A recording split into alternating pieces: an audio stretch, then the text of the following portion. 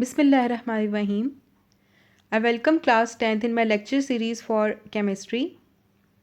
Hope you all are fine. In our previous lecture, we discussed about how the alkenes are prepared. And in our today's lecture, we will discuss that what are the properties of alkenes. So, we will first discuss the physical properties of alkenes. Alkenes are non-polar in nature. Let's suppose that we have a compound that is ethene. Now, if you look at ethene, just like other alkenes, there are carbon double bond carbon, carbon single bond carbon, and carbon single bond hydrogen. Now, if you look at these three bonds, then in these two bonds, electronegativity difference is 0 because in this bond and this bond, the two atoms have the same electronegativity value. However, if you look at CH bond, then the electronegativity difference between CH bond is also low. And because of low electronegativity difference, alkenes are generally non-polar in nature.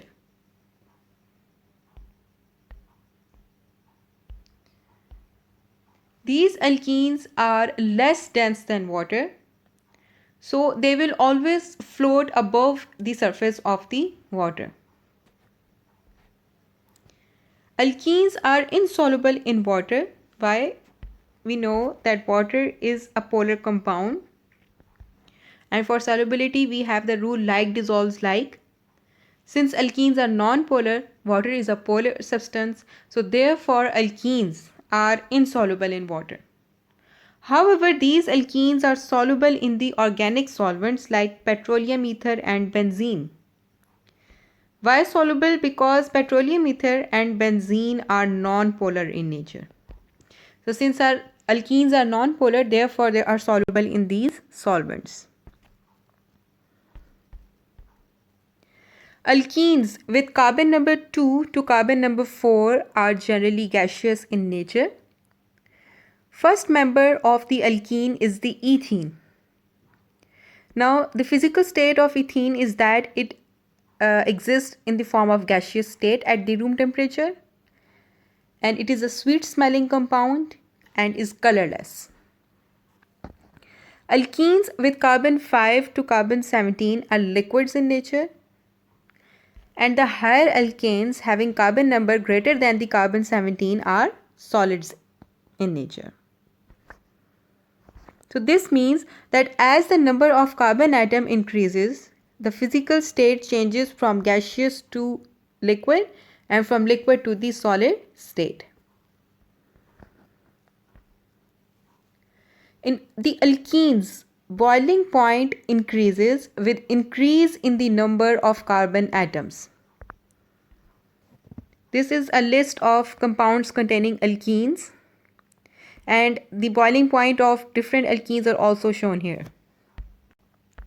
If you look at the first member of this class of compound, that is ethylene, then the boiling point for ethylene is -102. When we shift towards propylene, then in propylene, the boiling point increased to -48. When you look at the boiling point for 1-butene, then it increased to -6.5. So, as the number of carbon atom increases, you will see that boiling point is also increasing.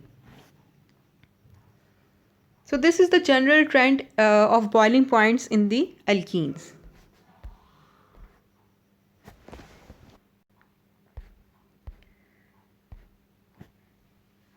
When alkene react with any other molecules, then those molecules generally attack the alkene at the site of the double bond. For example, taking the case of ethylene.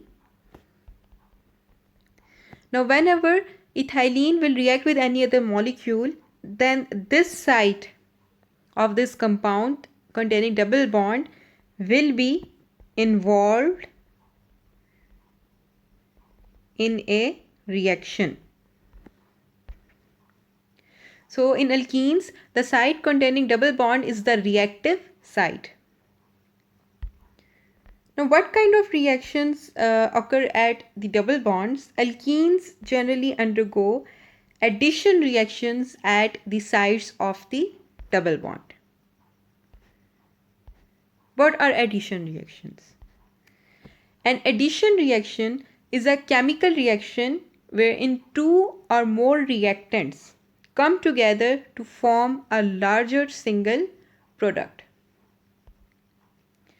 In order to understand the addition reaction, let's watch a video. So in today's video, we're going to look at the reactions of alkenes, which we can class as unsaturated hydrocarbons. The unsaturated part means that they contain at least one carbon-carbon double bond, which is their functional group. Meanwhile, the hydrocarbon part means that they only contain hydrogen and carbon atoms. Now, the key point to this video is that the fact that alkenes have a double bond allows them to undergo addition reactions. This is because the carbon-carbon double bond can open up and allow the two carbons to bond to atoms of another molecule. So this basically allows us to add another molecule to our alkene, hence the name addition reaction. In this video, we'll cover three types of addition reactions: those with hydrogen, with water, and with halogens. Let's start with hydrogen. The alkene we have here is propene, because it's a 3-carbon chain. If we add hydrogen gas and supply a catalyst, the double bond between the carbon atoms will break apart, and the hydrogen atoms will then be able to bond to those carbons. The product here that we formed is propane, and importantly, it doesn't have a double bond anymore, so it's now saturated, and so is classed as an alkane rather than an alkene. Next up, we have the reaction of an alkene with water, and this time we have ethene as our alkene. The conditions for this reaction are the presence of a catalyst and high temperatures, so that our water will actually be in the form of water vapor or steam. When they react, the double bond on the alkene opens up again, and the water molecule will split into a hydrogen atom and an OH group, which can then both go and bond to those carbon atoms. The product this time is called ethanol, which, because it has this OH group, is a type of alcohol. And ethanol is actually the same alcohol as we use in alcoholic drinks and some industrial processes. This means that we do this reaction quite a lot in industry. Once the reaction's taken place, though, we somehow have to separate the ethanol, which is what we want, from any unreacted ethene and water. The ethene is easy to separate because it has a relatively low boiling point. And so if we cool down the mixture, the ethene will stay as a gas, while the water and ethanol will condense into liquid form. To separate the water and ethanol, though, we need to use fractional distillation. If you remember from one of our much earlier videos, this works by taking the mixture of ethanol and water and placing it in a round-bottomed heating flask. Then, as we heat it up, perhaps with a Bunsen burner, the ethanol will boil first, because it has a slightly lower boiling point than water does. And so it will evaporate up through the fractionating column, and then condense into a separate beaker, whereas our water will remain in the heating flask, because it didn't evaporate. The last example we need to cover is the reaction of alkenes with halogens. This is basically the same as the reaction with hydrogen that we saw earlier. But importantly, it doesn't require any catalyst. The most common example you'll see is with bromine. For example, if we add some bromine, which has an orange color, to some ethene, and we give it a little shake, then they'll react to form dibromoethane. And because this uses up all of the bromine, the orange color would disappear. This is actually the main test that we use to distinguish alkenes from alkanes. Because alkenes have double bonds, they're more reactive and can react with the bromine to decolorize it. In contrast, alkanes are saturated, so they don't have any double bonds for the bromine to be added to. Which means that if we add bromine water to a solution of alkanes, the solution will remain orange, because the bromine won't react. So to summarize, alkenes can decolorize bromine water from orange to colorless, whereas alkanes can't.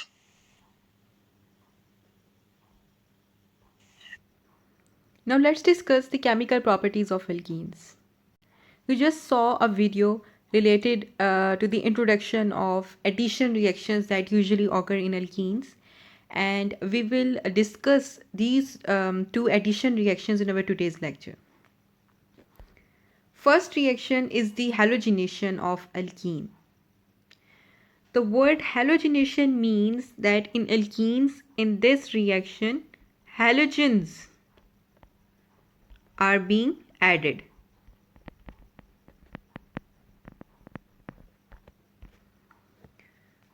So in the halogenation of alkenes, chlorine or bromine adds to the double bond.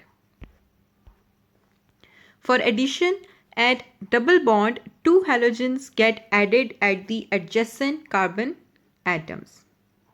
And this reaction is considered an addition reaction. For example, I am just writing a general structure for alkene having double bond. I am just drawing a double bond here because this is the bond of our interest. So during the addition reaction, first this double bond will open up. A new bond will be generated for each two carbon atoms.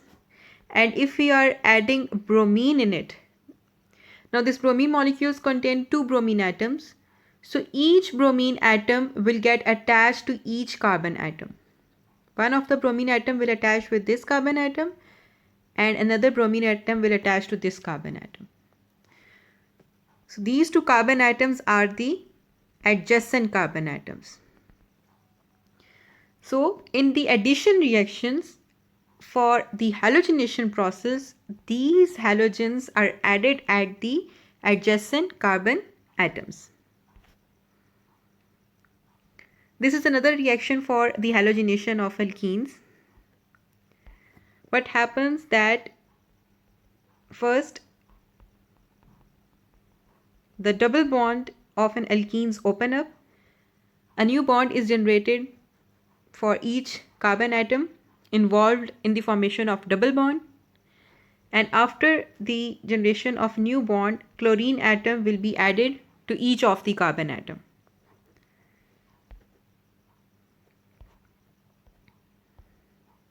So this is how the halogenation of alkenes takes place. Now this halogenation of alkene is exactly similar to the hydrogenation. In hydrogenation we added H2. However, in the halogenation we are adding X2, means that halogens are added in the form of molecule. It may be Br2, Cl2 or I2. Out of these three halogens, chlorine is the most reactive and iodine is the least reactive.